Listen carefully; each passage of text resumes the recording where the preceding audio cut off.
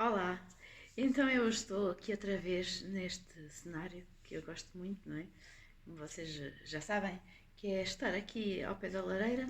Adoro estar aqui a ler e também gosto de vez em quando vir aqui fazer um videozinho de opinião sobre os livros que eu leio. E então eu, agora durante o mês de fevereiro, eu estive a ler O País das Laranjas, da Rosário Alçada Araújo. Então é assim, eu já tinha ouvido falar deste livro e despertou-me mais a atenção para ele, porque agora em março nós vamos ter nas bibliotecas aqui em Constância, vamos ter a Semana da Leitura. E então, a escritora Rosário Alçada Araújo é uma das convidadas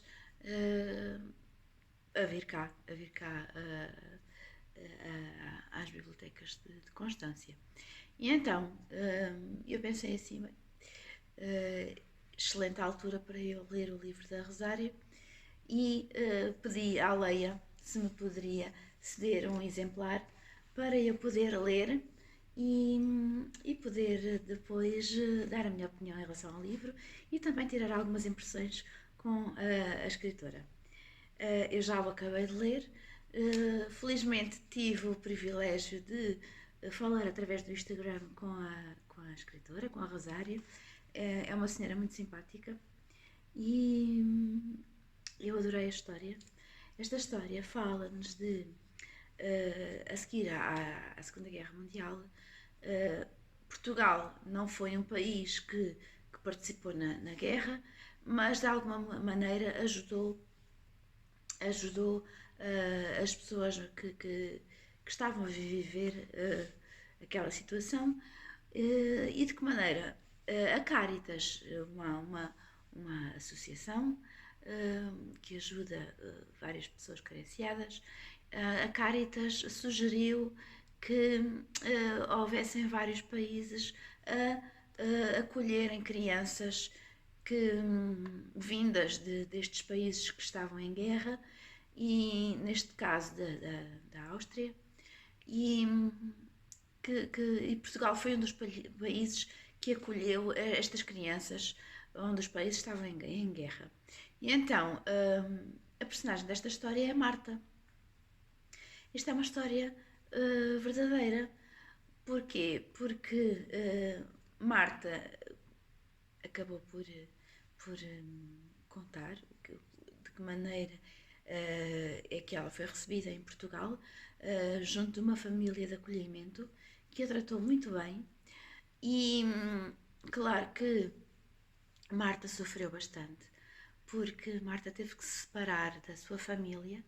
O pai dela foi para a guerra e teve que deixar a mãe, a avó, na Áustria e vir para Portugal juntamente com o seu irmão para que nada de mal lhes acontecesse lá naqueles países que estavam em guerra.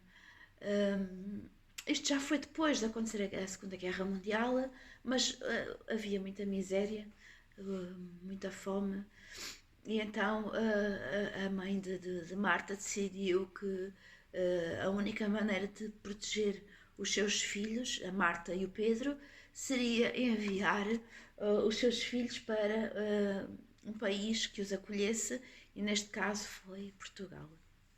Esta família de acolhimento era composta por um casal. Ele era médico e a mulher era uma dona de casa. Eram pessoas com posses, digamos assim, talvez pessoas abastadas, com boas famílias, e receberam a Marta na sua casa.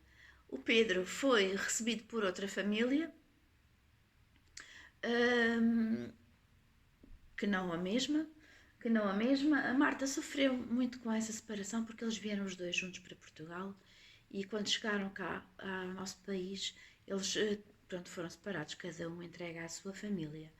Mas a família da Marta era uma família tão boa que a Marta sempre lhes contou as saudades que tinha da família, as saudades que tinha do irmão, e um dia a família de acolhimento da Marta contactou a Caritas e para que a Caritas os informasse de quem era a família que acolheu o irmão de Marta, o Pedro, para que o deixassem ir passar o Natal à casa da família de acolhimento da Marta. E assim foi. Foi isso que aconteceu. A Marta ficou muito feliz.